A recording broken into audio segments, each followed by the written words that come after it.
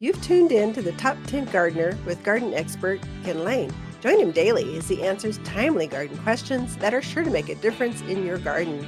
Now, welcome your host, Ken Lain. We are back in the studio with Lisa Lain and special guest. So yes, this is kind of fun. This is better for you vloggers out there, the folks that are watching this for the video, so our podcast. The folks on the airwaves will try to describe a cute 9-week-old Scotty puppy that we got on Thursday. yes. It's so much fun. Oh my gosh, she's half sleepy. She's tired. She had a big morning. Yeah. So, but yeah, this is Tilly. She's our little Scottish Terrier that we got Yep. a week ago, almost a week ago. So she's almost 10 weeks old, actually. But cute and adorable. We thought we'd introduce her. She was at the class last Saturday. Yeah, everyone went, ooh, ah. So we thought we'd introduce her. So for people that don't know, so we lost Vincent, our big black lab that used to hang out here quite a bit. We lost him last March. Yeah. And that was just really hard. Yes, it still is. But we have this little monster that controls her life now. Puppies, oh my gosh. Doesn't know anything, but every day, every new thing is an adventure. Oh, yes. So a leaf blowing across the yard is an adventure. They found a June bug on the back deck is an adventure. Right. Found a bell goes off, adventure.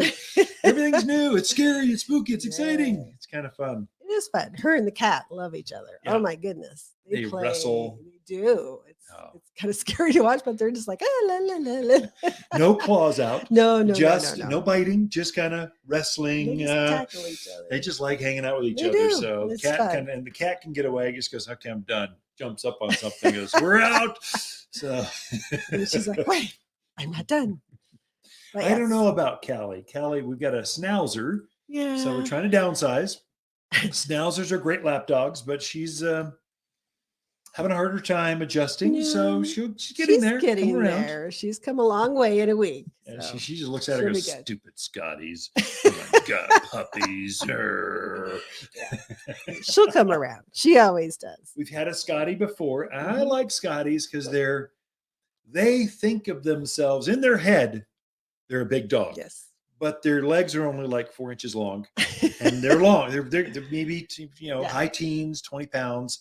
But they got this big dog attitude, and then they can go and go. They can keep up with you. They're so strong. They can keep up with you out hiking around or doing whatever you're doing. They'll do that too. So that is true. And they're not that needy, I noticed. No, they're not. They like hanging with you, but they don't demand. Don't pick me up. No need to pick me up. Yeah. Well, I'm good. I'll just be here. Yeah. Let's just go someplace. Where are we going? Yeah. So anyways, I thought we'd introduce her. Scotties. I don't know that black dogs show up on the screen that well, but she is awful cute. Yeah. But so this week, I thought we should talk about, so this is the funny thing about plants in the yard. So anything that blooms, the minute it starts blooming, everybody wants one. Yeah. So in the spring, we have a lot of spring blooming trees, and everybody goes, oh yeah, I want one of those. But they're waiting till spring to plant it, which is fine. But why not plant it now so that when spring rolls around next year, you've got it. It's in the yard. It's already rooted out, and you're going to have a gorgeous spring blooming tree. Oh, yeah. Good. So I thought I'd talk about a few of those that, yes, we do have here at the garden center. Plant it now. It's a great time to plant. I mean, the soils are moist. The soils are warm. Trees are going to root out. So that when spring does roll around, you're going to have a beautiful, healthy tree. Better tree. Blooming. You have a better blooming tree. By planting now, you have a far better, hardier tree next year, and it'll have more show. Right. And it'll bloom longer for you because the roots are in the ground. They're rooted out. So, definitely. So one of the trees is the ornamental pear. Otherwise, Chanticleer, Bradford, Aristocrat.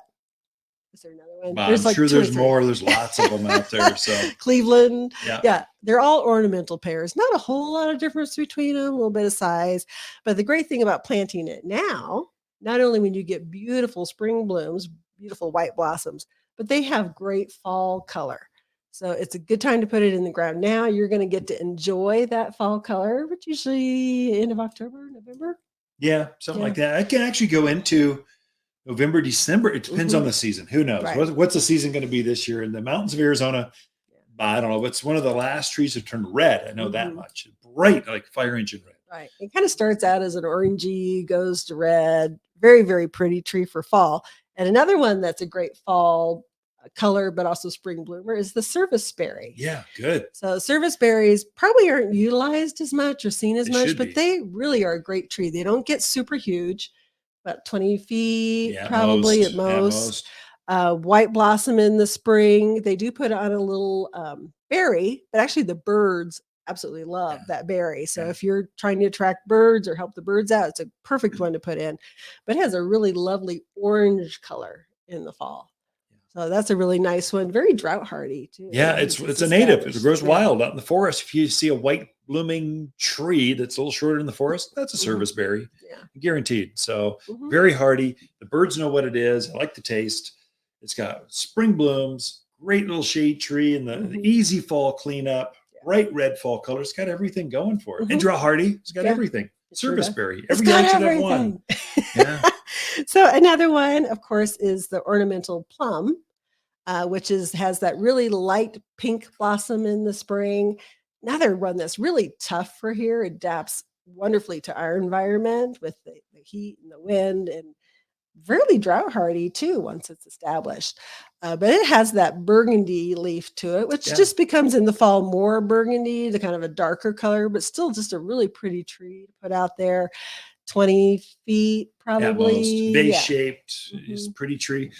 Dense. The Right. birds like to roost in those. So, because it's got this more denser branching structure, so they Mhm. feel safe in there. So, if you want to attract birds, purple leaf plum, it's a great one Right. for here. Excellent. Crabapple is Yeah, another another as a one. companion So to purple leaf yeah, plums. Yeah, perfect. definitely. And I think of all the spring blooming things, I love the crab apples. They just have it's a bit bigger blossom, just very Brighter. bright Yeah. color. So I love the crab apples. And the ones they've come out with now, they don't have the big messy fruit. Yeah. It's not as much of a cleanup or a problem with them. So I would definitely consider putting in a crab apple. I think they're kind of old fashioned. Mhm. They used to have great big, when I was a kid, my grandmother would take us up in the mountains. We'd go the wild crabapple orchards. We'd go pick crab apples, big ones. They were like miniature apples. Right. Here they're like the size of a dime. They're almost Mhm. cute.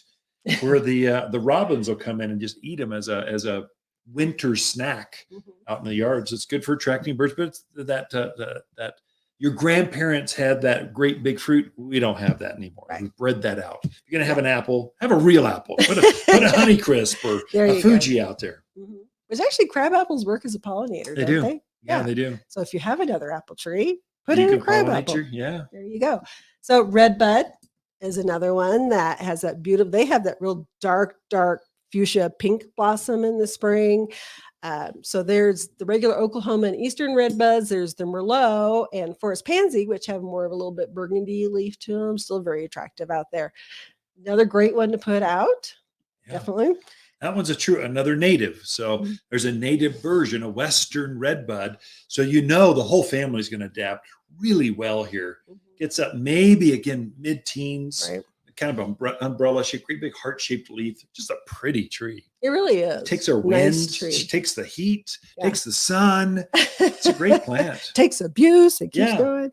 So redbuds, and then the last one I thought of is the magnolias. So there are Really? the spring Yeah. blooming magnolias. Oh, gotcha. Yeah. Yeah. The hardier Not ones. not the southerns, but Yeah. the spring bloomings. And those they bloom before they put any of the leaves on, and just big blossoms, usually 4 or 5 Yeah, inches. covered. I mean, Yeah. it's kind of like your classic spring blooming trees. They're covered in flowers first, then they put their foliage on, and they're animal resistive. So I find the deer and things don't eat magnolias, which is kind of nice. But I would say southern magnolias, we got a couple of those Yeah. in our yard. Oh yeah. Those are great trees. They There's a are. hardy variety of southern magnolia, a little bit shorter, but it's cold hardier. Mhm. And we've had some they got to be 18 feet tall. Oh yeah. Evergreen. They've been in bloom all summer. They've been growing out there for years. We're a testament that they can grow. You can take a look at all those trees and more at Water's online store at top 10 trees. That's the number 10 trees waters.com. You can take a look. We got descriptions, pictures, the price, the size, all those available. Or you can just come in and shop Take a them right look. here at the garden center. Even better. Even better. Ken and Lisa Lain, the Mountain Gardeners. Be right back after this.